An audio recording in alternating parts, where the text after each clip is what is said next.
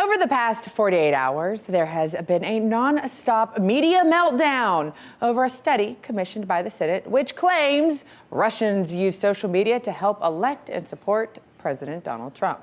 As our reporter Dan Cohen pointed out, the study also noted more than half of the posts and advertisements on Twitter that were flagged were in Russian. An odd tactic for influencing an American audience, don't you think? But it did leave me curious as to what specifically were in these posts. We have been asking for specifics on Russian influence in the 2016 elections, and now we have a few examples of the memes in question. The first regarding refugee funding over veteran care, and another was about a religious angle on a sexual act. Sensing the arguments were weakening, excuses were made about how these memes were not outright political points. Rather, they were supposed to leverage pre-existing legitimate grievances wherever they could.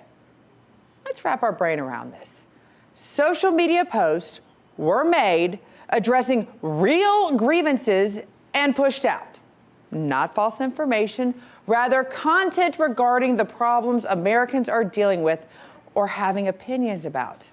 True issues which were discussed, analyzed, and opined on in various media forms, from late-night comedy shows to long-form news programs.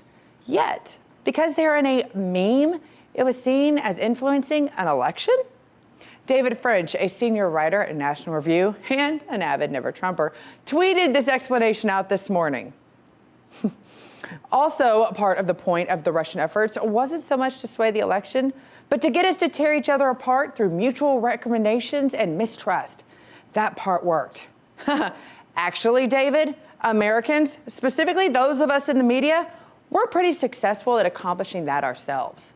Not to mention, this continued obsession is only causing real issues which need coverage, like healthcare, the possible recessions, trade wars, and possibly an armed conflict, to be pushed down to a click blurb, if even mentioned at all.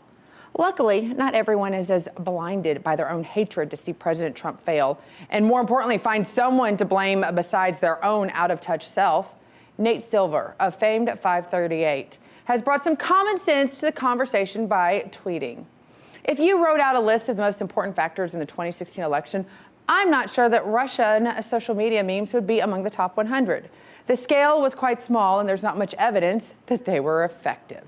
But stop with the common sense, because as either neither is prevalent or purposely being ignored by the nonstop attempts to blame the loss of Hillary Clinton on the Russians, rather than accept herself, her staff, and the vast majority of those in the media who were wrong on election night. Hey YouTube, thanks for checking out our channel. We hope you enjoyed the video. We have tons of content for you just like this. For more of RT America's one-of-a-kind news and analysis, be sure to subscribe and never stop questioning more.